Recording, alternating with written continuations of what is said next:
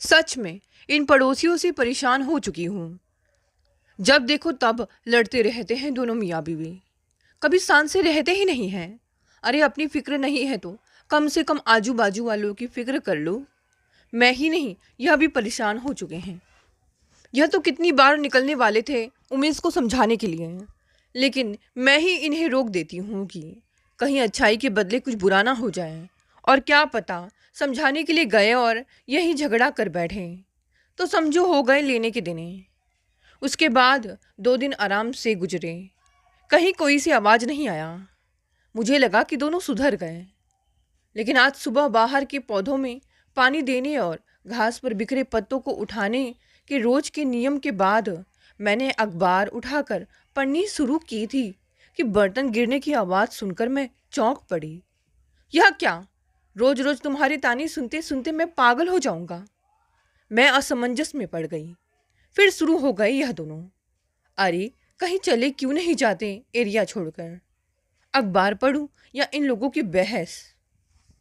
परंतु उमेश और शुभांगी को सुनने के अलावा और कोई चारा भी तो नहीं था। आवाज बहुत तेज हो गई थी। अखबार पढ़ना अब संभव नहीं था। पड़ोस से आती यह आवाज मेरे लिए नई नहीं थी। 4 महीने पहले आए मेरे किराएदार, नवविवाहित तो नहीं, पर मुश्किल से 4 वर्ष हुए थे शादी को। 2.5 वर्ष का बेटा। पति पत्नी दोनों नौकरी करते थे। जिस दिन बच्चे को संभालने वाली आया छुट्टी मारती, वह भी बिना बताए, तो यह कार्यक्रम शुरू हो जाता था। मम्मी आप रो मत, कहता हुआ आयुष, उनका बेटा, खुद भी सुबक रहा था। कैसे न रो बेटा, शुभांगी रोती रोती कह रही थी। कह तो रहा हूँ, ऐसे ताने सुनते सुनते तंग आ गया हूँ। उमेश भी चिल्ला कर बोला, ऐसा ही है तो पीछा छोड़ो। तुम भी खुश मैं भी खुश। आगे क्या होगा मुझे पता था, क्योंकि यह सीरियल थोड़े बहुत परिवर्तन के साथ हर 2-4 दिन में दोहराया जाता। अब रोती रोती शुभांगी अपनी माँ को फ़ोन करेगी। वे 2 लंच बॉक्स लेकर तुरंत आएंगी।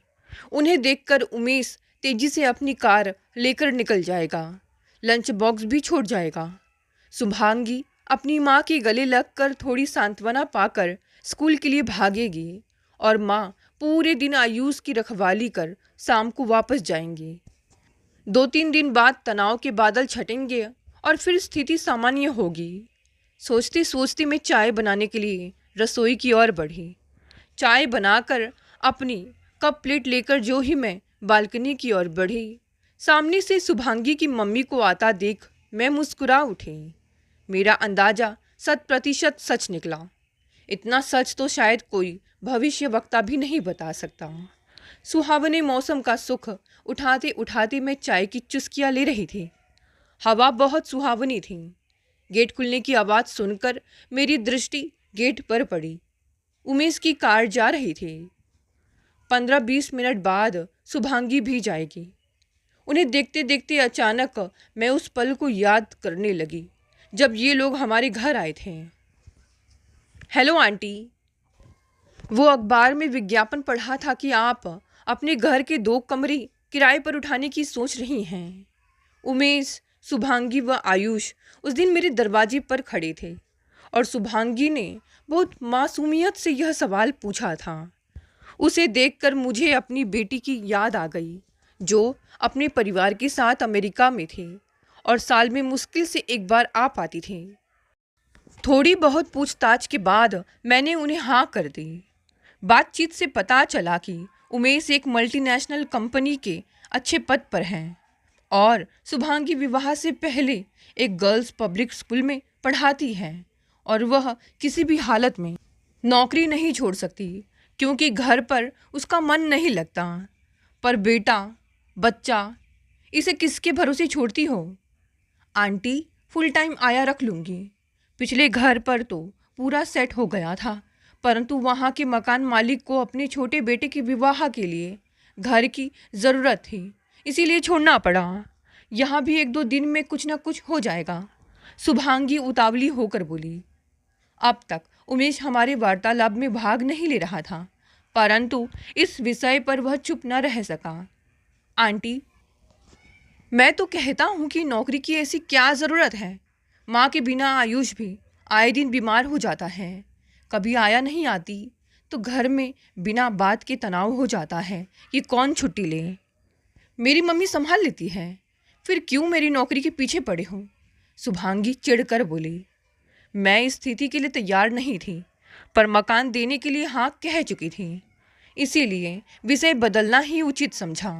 वैसे भी यह उनका निजी मामला था, अतः उस दिन तो यह बात आई गई हो गई, किंतु मुझे ऐसी उम्मीद भी नहीं थी कि किराएदार के रूप में मुझे हर 10-15 दिन में इस सीरियल का ऐसा एपिसोड देखना पड़ेगा जो हर बार रिपीट टेलीकास्ट होता था।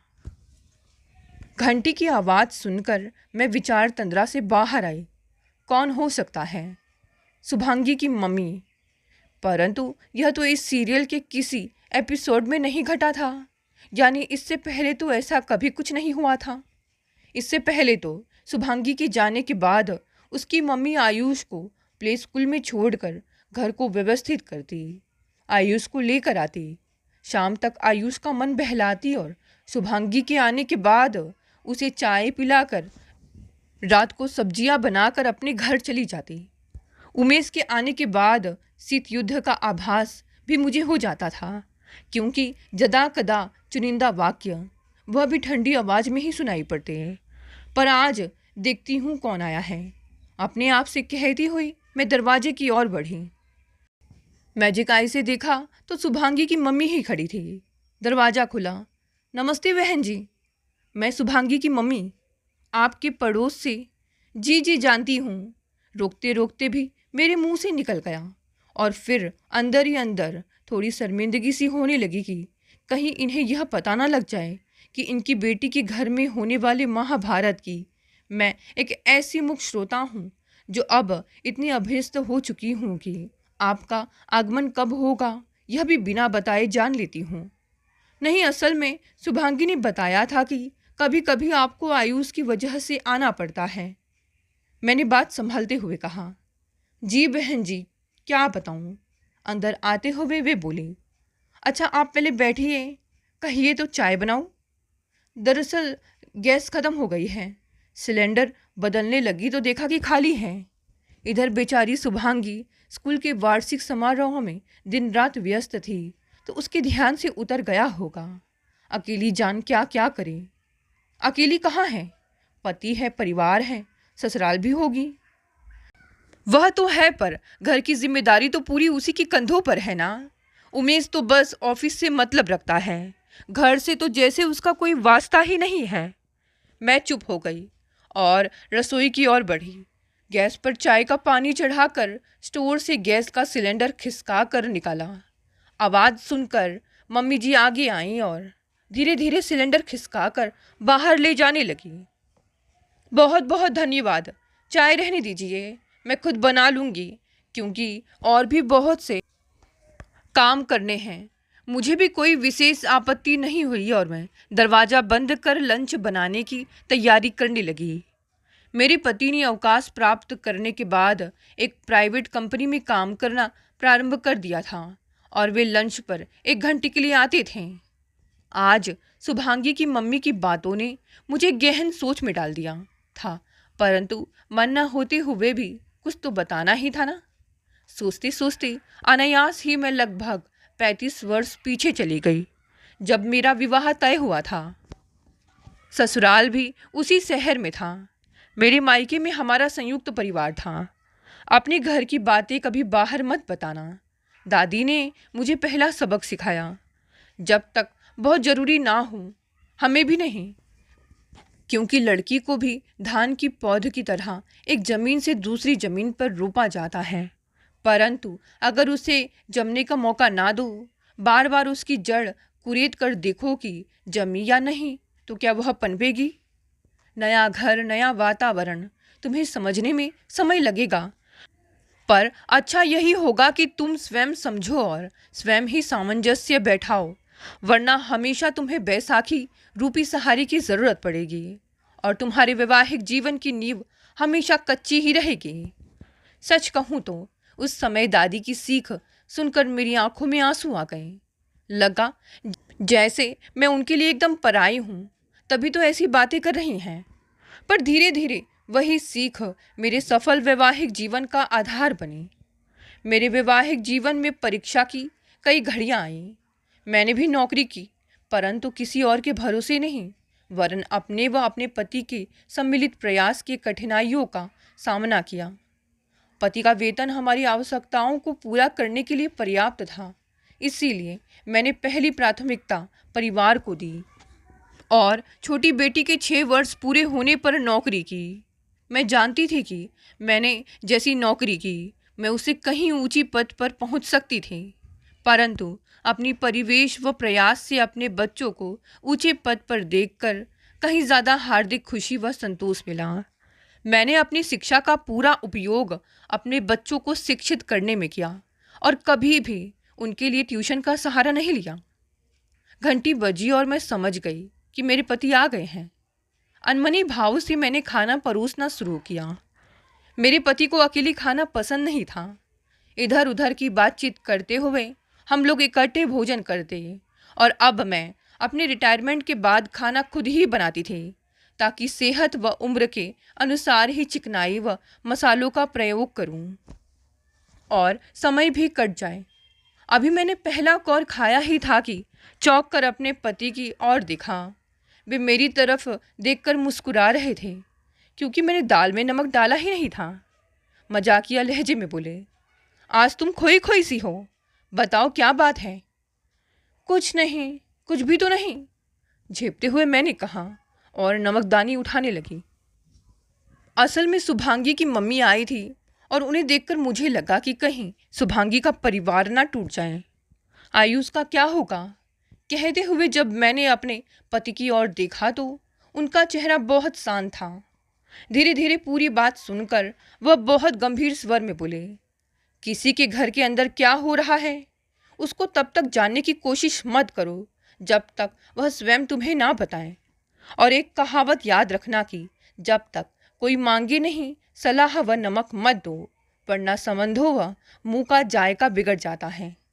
अपने पति की दो टूक राय मेरी समझ में आ गई और मैंने फैसला किया कि अब अपने को इस मामले से दूर रखूंगी। इस बात से मुझे गहन शांति मिली और मैं भी आराम करने चली गई।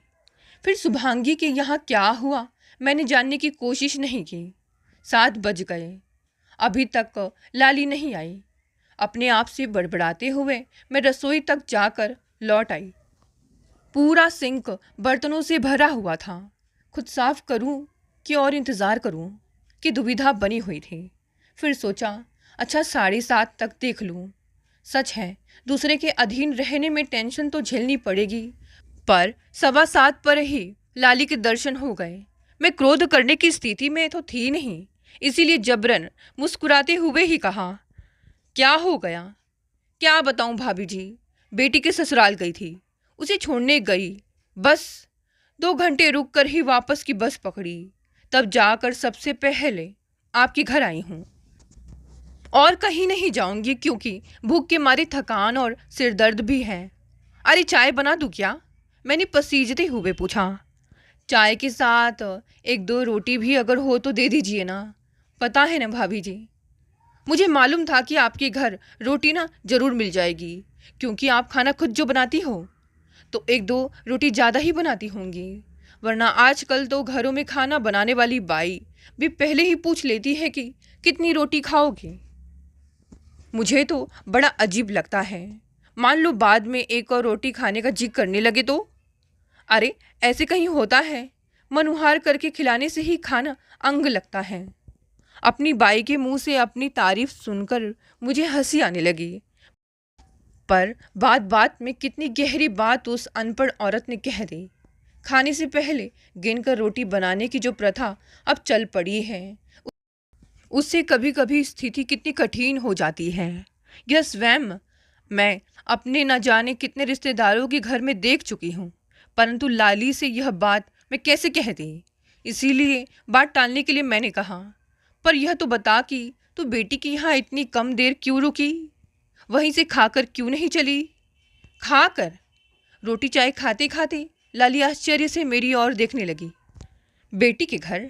अरे हम तो बेटी के घर का पानी भी नहीं पीते, पराई के घर कौन खाएगा।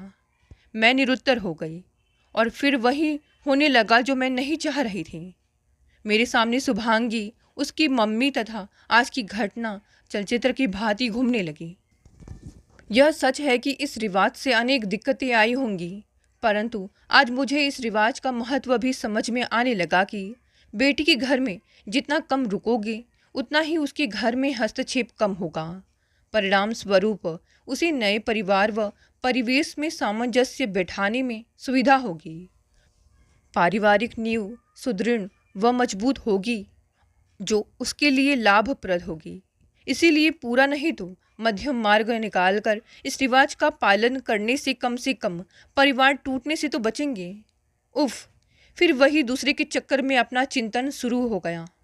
अपने आप पर झुंझुलाती हुई मैं लाली के साथ साथ रसोई से बाहर आकर मुख्य द्वार बंद करने के लिए बढ़ गई। दिन गुजरते रहे और शुभांगी का परिवार इसी प्रकार के घटनाक्रम के साथ हमारे पड़ोस को आबाद किए रहा।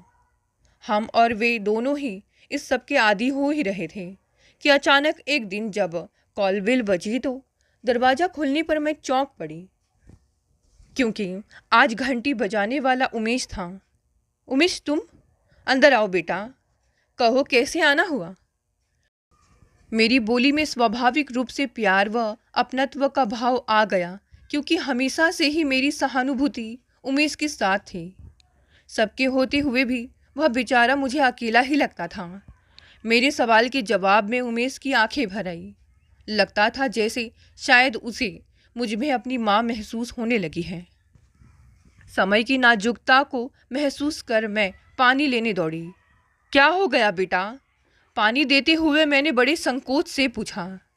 अपने पति देव की सलाह मुझे याद थी और उसे मानने में ही भलाई थी मेरी। पानी पीकर उमेश थोड़ा संभला और बोला, आंटी, मुझे ना आज फैसला लेना है कि शुभांगी के साथ रहना है या नहीं।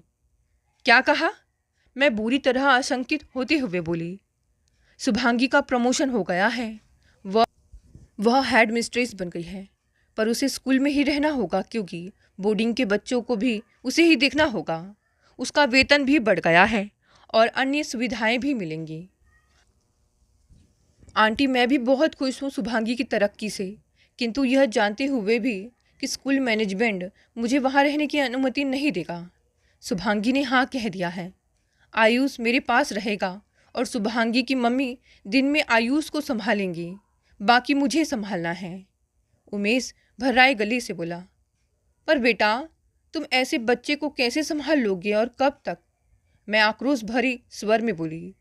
उसका कहना है कि वह मैनेजमेंट को राजी कर लेगी। क्या मैं नहीं जानता कि गर्ल्स कॉलेज का मैनेजमेंट मेरे कारण अपने नियमों को कभी नहीं बदलेगा। आंटी, शुभांगी अपनी तरक्की के लिए कुछ भी कर सकती है, पर आयुष के 5 वर्ष का होने तक ऐसे ही मुझे बहलाती रहेगी, फिर उसे हॉस्टल में डालकर मेरी तरफ मुड़कर भी नहीं देखेगी। इसीलिए मैंने फैसला ले लिया है कि मैं अब और उसका साथ नहीं दूंगा। वह अपनी मम्मी के बलबूते पर ऐसा कदम उठा रही है तो उन्हें ही अब पूरी तरह जिम्मेदारी को उठाने दीजिए। आज तक मैंने आयुष के कारण सब कुछ सहा, पर अब नहीं। बिना बाप के भी तो बच्चे पलते हैं ना। कहते हुए उमेश की आंखें आंसुओं से भर आई और चेहरे पर विद्रोह का भाव आ गया। अरे बेटा, ऐसा मत कहो। कहते हुए मेरी आंखें भी नम हो गई, परंतु मैं अपने आग्रह में खोखलापन महसूस कर रही थी, क्योंकि उमेश की जगह कोई भी स्वाभिमानी पुरुष ऐसा ही कदम उठाता। तुम्हारे माता पिता नहीं आ सकते क्या? उनके आने से तुम्हें भी अच्छा लगेगा। कहते हुए मुझे एक आशा की किरण दिखाई दी। हैं, सब हैं, पर मैं उनसे क्या कहूँ? एक ही शहर में हम अलग अलग क्यों रह रहे हैं? अगर ऐसा ही था तो विवाह क्यों किया? माँ का स्थान पिता से ऊपर है, क्योंकि बच्चे को माँ बेहतर तरीके से पाल सकती है। यह बात शुभांगी क्यों नहीं सोचती? शुभांगी विवाह से पहले से नौकरी कर रही है और मुझे कोई ऐतराज नहीं था, इसीलिए विवाह किया। किंतु आयुष की उपेक्षा नहीं सही जाती। मैंने भी सहयोग देने का भरसक प्रयास किया, किंतु शुभांगी की मम्मी के सामने मेरा किया हुआ शुभांगी को नज़र ही नहीं आता और अब वही माँ शुभांगी को सही रास्ता दिखाने की जगह उल्टा उसकी गलत निर्णय में साथ दे रही है। मैं तो सब सह लेता, परंतु आयुष की दुर्गति मैं नहीं देख सकता, इसीलिए मैं अपना ट्रांसफ़र करवा कर जा रहा हूँ। कहते कहते उमेश का चेहरा अत्यंत कठोर हो गया। मैं आपको यह बताने आया था कि 1 हफ्ते में हम घर खाली कर देंगे। उमेश खड़ा हो गया और मैं निढाल सी उसे जाते हुए देखती रही। मेरा मन वेदना से भर गया और मन किया कि उमेश को रोक लूं, पर ऐसा नहीं कर सकी। घर खाली हो गया और मेरे पड़ोस में एक अजीब सा सन्नाटा पसर गया। अब थोड़ा देखभाल कर घर किराए पर देंगे, वरना पड़ोस के वातावरण का प्रभाव अपने ऊपर भी पड़ता ही है। कहते हुए पति ने मुझे सतर्क कर दिया और इसी कारण बिना किराएदार के ही 6-7 महीने निकल गए। मैंने भी अब धीरे धीरे शुभांगी और उमेश के बारे में सोचना बंद कर दिया। हमारी शादी की सालगिरह पड़ी तो मैंने और मेरे पति ने फन मॉल में लंच व पिक्चर का प्रोग्राम बनाया। चलो स्पेंसर का भी चक्कर लगा लें, क्या पता कुछ नई चीज़ देखने को मिले। कहते हुए मैं अपने पति को स्पेंसर की ओर ले गई। अंदर मैंने नए प्रोडक्ट पर नज़र डालनी शुरू की कि अचानक देखा कि सेल्समैन एक बच्चे को बुरी तरह डांट रहा है और पास ही एक महिला उन दोनों के बीच बचाव की मुद्रा में खड़ी है। जिज्ञासु स्वभाव होने के कारण मैं उधर ही बढ़ चली। मुझे पता था कि मेरे पति भी मजबूरी में मेरे पीछे पीछे आ रहे होंगे। पास जाकर देखा तो एक सुखद आश्चर्य से मैं चिल्लाई, अरे अरे आयुष तुम। तब तक महिला ने भी पलट कर देखा। उसके चेहरे पर मुझे देखकर अत्यंत राहत व खुशी का भाव आया। वे आयुष की नानी यानी शुभांगी की मम्मी थी। देखिए भाभी जी, आयुष से जरा केचप की शीशी क्या फूट गई, इन्होंने तो तमाशा मचा दिया, जबकि मैं कह रही हूँ कि मैं पेमेंट कर दूंगी। अरे पेमेंट तो आप करेंगी ही, पर आप अपने बच्चों की करतूत देखकर उसे टोकने के बजाय ऐसे दुलार कर रही हैं मानो उसने कोई तारीफ का काम किया हो। मैंने रोका तो बदतमीजी कर रहा है, सेल्समैन ने अत्यंत गुस्से में कहा। अपमान से शुभांगी की मम्मी की आंखों में आंसू आ गए, पर अपने आप को नियंत्रण कर उन्होंने सेल्समैन से माफ़ी मांगते हुए आयुष को काउंटर की ओर घसीटना प्रारंभ किया। अड़ियल आयुष उनकी कलाई पर काटने लगा। यह होना था। माता पिता से अलग हुआ बच्चा अपना विद्रोह कहीं तो निकालेगा ही ना। मैं अपने आप को रोक नहीं सकी और बोल ही पड़ी, शुभांगी बिल्कुल नहीं आ पाती क्या? अरे भाभी जी, इतनी जिम्मेदारी की नौकरी कर रही हैं, बार बार कैसे आएगी? हमारा तो दामाद बिल्कुल खोटा और गैर जिम्मेदार निकला। कहते कहते उनकी आवाज़ में अत्यंत रोष का भाव आ गया। आपने उसको जिम्मेदारी उठाने का अवसर ही कहाँ दिया? जब जब शुभांगी को ज़रूरत पड़ी आपने अपने सहारे की बैसाखी पकड़ा दी, तो वह बेचारा सहारा कैसे बन पाता? कहते कहते मैंने उमेश से हुआ पूरा वार्तालाप शुभांगी की मम्मी को सुना दिया। अरे वह बेचारा तो सब कुछ करने को तैयार था, पर आपने उन दोनों को एक दूसरे को समझने कहाँ दिया? याद रखिएगा बहन जी, आप शुभांगी को सहारा नहीं दे रही, वरन बैसाखी पकड़ाकर उसे हमेशा के लिए अपाहिज बना रही हैं, जिसकी वजह से आयुष का व्यक्तित्व कुंठित हो जाएगा। शुभांगी की मम्मी के चेहरे पर पश्चाताप के स्पष्ट भाव देख मेरे मन को यह तसल्ली मिली कि अब अवश्य ही ये अपनी बेटी के घर को जोड़ने का प्रयास करेंगी, और मैं तो यही चाहूँगी कि उनका यह प्रयास अवश्य सफल हो, ताकि करियर बनाने की अंधी दौड़ को छोड़ शुभांगी उमेश व आयुष के जीवन में आया खालीपन दूर करने का प्रयास करे। अब चलो, मेरे पति ने मुस्कुराते हुए शांत स्वर में कहा। आज तुम्हारी सलाह से यदि यह परिवार जुड़ जाता है तो मैं भी यही कहूँगा कि कभी कभी बिना मांगे ही सही सही सलाह दे दिया करो। दोस्तों, ये कहानी यही समाप्त हो गई। साथ देखते हैं आज की दूसरी कहानी। दोपहर हो गई थी। अचानक आँख खुली। आँखों से सामने टंगी घड़ी पर नज़र डाली थी। आज फिर मैंने कॉलेज की छुट्टी कर ली थी। इंजीनियरिंग का मेरा अंतिम वर्ष है, पर कॉलेज जाने की मेरी इच्छा ही नहीं होती है। आंखें बंद किए ही मैंने रात में लिखी अपनी कविताओं के बारे में सोचा। बड़ा संतोष व खुशी हुई। आजकल मैं बहुत खुश हूँ। मैं कविताएं 2 4 5 सालों से एक डायरी में लिखता रहा था, पर एक दिन जब मैंने सोशल मीडिया पर अपनी कुछ कविताएं पोस्ट कर दी और मुझे कुछ अच्छा रिस्पॉन्स मिला, तो मेरे उत्साह की कोई सीमा न रही। मैंने अपना पेज भी बना लिया। मेरे प्रशंसकों की संख्या बढ़ती जा रही थी, जिसे देखकर मैं फूला नहीं समाता। जीवन में और क्या चाहिए? इतनी कम उम्र में इतनी प्रसिद्धि। मेरी एक ई बुक भी आ गई है। मैं अब अपने छोटे मोटे खर्चों के लिए कमाई करने लगा हूँ। कॉलेज की फीस ही पापा देते हैं, बाकी मैं मैनेज कर लूँगा। माँ हैरान है मेरी प्रतिभा से। रोज़ जब वे उठती हैं, मेरी रात में लिखी कविता पढ़कर खुश हो जाती है। पापा इंजीनियरिंग पूरी करने के लिए बहुत दबाव डाल रहे हैं, पर मेरा मन तो अब कविताओं में ही रमता था। कुछ साल पहले मैंने इन सब की कल्पना भी नहीं की थी। मुझसे 5 साल छोटा मेरा भाई राहुल जब कहता है कि रजत भैया, आपके पेज को कितने लाइक्स मिल चुके हैं, कितने फैंस हैं आपके, तो मैं गर्व से तन जाता हूँ। मैंने लेट लेट फ़ोन पर फेसबुक खोला।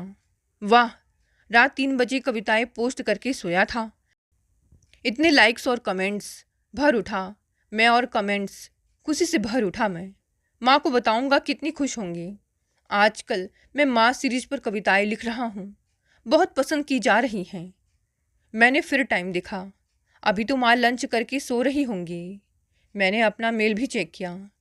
यह क्या, माँ ने मुझे मेल लिखा है, वह भी इतना लंबा, पर क्यों? दूसरे बेडरूम में लेटी माँ को मुझे मेल भेजने की क्या ज़रूरत है? माँ भी ना, आजकल बीमारी में लेटे लेटे बोर हो रही होंगी, कुछ भी लिख दिया होगा। चलो पढ़ता हूँ।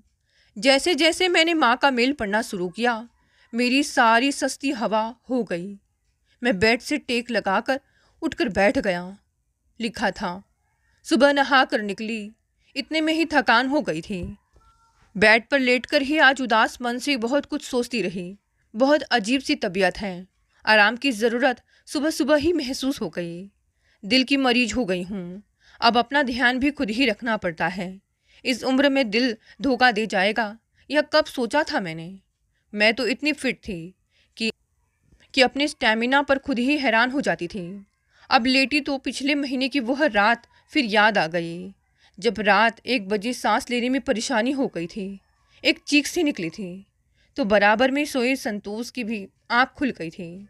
उस दिन मौत मुझे छू कर गुजर गई थी, महसूस किया था मैंने। संतोष और तुमने फ़ौरन हॉस्पिटल पहुंचा दिया था। सांसें अभी भी लिखी थी, तो बच गई हूँ फ़िलहाल, पर कितने दिन पता नहीं। रिपोर्ट्स देखकर तो सब हैरान ही रह गए थे कि मेरा हार्ट सिर्फ 30% काम कर रहा था। डॉक्टर्स ने कहा है कि अगले 3 महीने निकल गए तो पेसमेकर लगा देंगे। ठीक है, अब जैसा किस्मत में होगा हो ही जाएगा। तुम और राहुल मुझे रेस्ट करने के लिए कहते हो। डॉक्टर्स ने भी थका देने वाले काम मना किए हैं। सब परिचित रिश्तेदार देखने आकर वापस जा चुके हैं। खाना बनाने के लिए अच्छी मेड मिली नहीं, बस साफ सफाई करने वाली बाई से मिलकर काम चला रही हूँ। लेकिन आज तुम्हें बताना चाहती हूँ कि इस गृहस्थी को संभालने में मैंने सालों लगा दिए हैं, पर आज मेरी ज़रूरत के समय मुझे तुम लोगों से जिस केयर और सहयोग की आशा थी, वह मैं तलाशती ही रह जाती हूँ। मैंने आज सुबह फेसबुक देखा तो तुम्हारी रात की लिखी हुई कविता दिखी। काफ़ी लाइक्स और कमेंट्स थे। तुम रात भर जाग जाग कर कविताएं लिखते हो, दिन भर सोते हो। तुमने अपना बड़ा अजीब सा रूटीन बना लिया है, बातें भी खूब बड़ी बड़ी करते हो। आज तुम्हारी माँ सीरीज़ की कविता मैंने पढ़ी तो मुझे व्यंग्यपूर्ण हंसी सी आ गई। माँ के त्याग ममता से भरी कविता, पर यथार्थ की दुनिया में तुम्हारे जीवन में तुम्हारे लफ्ज़ों के क्या मायने हैं। कल मुझे कह रहे थे, माँ मैं आजकल मदर्स की फीलिंग पर सीरीज़ लिख रहा हूँ, आपको डेडिकेट करूँगा। मैंने खुशी दिखाई। माँ हूँ ना, मेरा काम ही बच्चों की खुशी में खुश रहने की कोशिश करना है। पर मन आहत है मेरा, क्योंकि सच तो यह है कि मुझे इस समय तुम्हारे बड़े बड़े शब्दों में पिरोई गई कविता की नहीं, तुम्हारा प्यार और साथ चाहिए। इस समय मुझे माँ सीरीज में ऑनलाइन प्यार नहीं, मेरे तन मन को अपनी देख रेख से सुकून पहुँचाता, मेरी बीमारी में मेरा ध्यान रखता हुआ बेटा चाहिए। एक ही फ्लैट में पूरा दिन अपने रूम से ना निकलकर कविताओं के संसार में डूबे रहना, दिन भर सोते रहना, शाम होते होते माँ आप आराम कर रही हैं ना, आप अपना ध्यान रख रही हैं ना? We need you, take care. कहते बेटे की माँ के लिए अपना प्यार ढिंढोरा पीटते शब्द नहीं चाहिए। मुझे इस समय उभरते प्रतिभावान कवि को दरकिनार रखकर एक बेटे की देख रेख चाहिए, जो यह देख ले कि मैं नहाकर निकली तो कितनी थकी हुई थी। मुझे कुछ फल या जूस दे दे, मेरे हाथ से मेरा टॉवेल लेकर तार पर टांग दे, मुझे जबरदस्ती लिटा दे। संतोष टूर पर हैं, राहुल लापरवाह और आत्मकेंद्रित है, पर तुम तो भावुक हो, तभी तो इतनी गहरी कविताएं लिख पाते हो। पर क्या जो गहरे शब्दों में खुद को डुबा देते हैं, असल जिंदगी में एक ही घर में रहकर अपनी माँ के दुख दर्द उन तक नहीं पहुँच पाते, या वे अनसुना कर देते हैं? मुझे नहीं पता कि मेरा कितना जीवन है। अब बस यही चाहती हूँ कि इन दिनों मेरा बेटा बस यह देख ले कि मैंने कुछ खाया भी है या नहीं, दवाई ली है या नहीं। कभी वो मुझे अपने हाथों से कोई फल काट कर दे दे, कभी मेरे पास यूं ही लेटा रहे, कभी अपने अनाड़ी हाथों से जबरदस्ती कुछ बनाकर मुझे खिलाए, कभी यह कह दे कि बस माँ आप आराम करो, जिससे आप जल्दी ठीक हो जाओ। काम तो हम दोनों भाई मिलकर कर लेंगे, लेकिन तुम दोनों तो अक्सर सोए रहते हो या लैपटॉप पर होते हो। डोरबेल होने पर भी मैं ही उठती हूँ। तुम्हें पता है, कभी कभी तो मुझसे उठा भी नहीं जाता। मन अपने बेटों को आवाज़ देते रह जाता है, तुम्हें आहत नहीं करना चाहती। रजत, अपनी माँ की ही भावनाओं से अछूत रह जाओगे तो माँ सीरीज़ कितना आगे तक ले जा सकोगे। मैं भी तुम्हें सफलता के शिखर पर दिखना चाहती हूँ, बस अब थक गई हूँ तुम्हारी माँ। मेरी आंखों के सामने अचानक सब धुंधला हो गया। मेरे गालों का गीलापन बढ़ता जा रहा था। मैं सिर पकड़कर बैठ गया। माँ तो कोई कवि या लेखिका भी नहीं है, फिर भी उनका एक एक शब्द मुझे झिझोड़ गया। यह क्या हो गया है मुझसे? उस रात डॉक्टर ने कितना साफ साफ कहा था कि इन्हें लाने में कुछ सेकंड की भी देर हो जाती तो। डॉक्टर ने ये 3 महीने चिंताजनक बताए हैं। माँ बहुत बीमार हैं। पापा को मीटिंग के लिए टूर पर जाना पड़ा है। राहुल मस्त मौला है। और मैं क्या करता हूँ उनके लिए? रातों को जाग कर माँ पर लंबी लंबी कविताएं लिखता हूँ, दिन भर सोता हूँ, शाम से रात तक इस फील्ड में आगे बढ़ने के लिए अपने नए कवि मित्रों के साथ किसी कैफ़े में बैठकर विचार गोष्ठी करता हूँ। रात को आता हूँ तो माँ जितना भी बना पाती है कभी खा लेता हूँ, कभी पसंद न आने पर राहुल और मैं बाहर से ऑर्डर करके कुछ मंगवा लेते हैं। माँ थकी सी वह खाना उठाकर फ्रिज में रख देती है और शायद अगले दिन वही खा लेती है। मैं शर्मिंदगी के अथाह सागर में डूबता जा रहा था। माँ को तो आराम करना है, पर कैसे करेंगी वे आराम? मैं उनका हालचाल पूछकर अपनी कविताओं में डूब जाता हूँ। क्या कर रहा हूँ मैं? एक ही फ्लैट के दूसरे बेडरूम में लेटी अपनी अस्वस्थ माँ से इतना दूर हूँ मैं कि आज उन्हें अपने मन की बातें शेयर करने के लिए मुझे मेल लिखना पड़ा। लानत है मुझ पर। मैंने बराबर में सोए राहुल पर नज़र डाली। यह भी क्या सीखेगा मुझसे? सबसे दूर अपने रूम में अकेले जीना। मैंने धीरे से जाकर माँ के बेडरूम का दरवाज़ा खोलकर झांका। माँ सो रही थी। फिर पूरे घर पर नज़र डाली। सब कुछ अस्त व्यस्त था, हर कोना बिखरा हुआ। माँ को कैसे चैन आता होगा जब घर की यह हालत देखती होंगी। मेरी रुलाई फूट पड़ी। कितना दुख होता होगा उन्हें। 2 युवा बेटों के होते हुए उनके साथ कोई नहीं है, कोई आराम नहीं। किसी को पता नहीं है कि वे अपने लिए क्या बनाती हैं, क्या खाती हैं। आजकल कितनी चुप रहने लगी हैं। फ्रिज खोलकर देखा, कोई फल नहीं है घर में। माँ को फल कितने पसंद हैं। वॉशिंग मशीन के पास कपड़ों का ढेर लगा था। 2 दिन पहले माँ ने मशीन चलाई थी। कपड़े सुखाने में ही हाफ गई थी माँ। मुझे याद आया जब शाम की माँ की थकी सी हाथ में कपड़े लेकर अचानक चेयर पर बैठ गई थी। मैं उस समय माँ पर ही कविता लिख रहा था। मैंने क्यों नहीं उनके हाथ से कपड़े लेकर उन्हें लिटा दिया? माँ के मेल का एक एक शब्द मेरे दिमाग में हथौड़ी की तरह बज रहा था। फ्रेश होकर मैंने उनके लिए उनकी मनपसंद की अदरक वाली चाय बनाई। पहली बार इस बीमारी में उनके लिए कुछ किया। मन पता नहीं कैसा हो रहा था।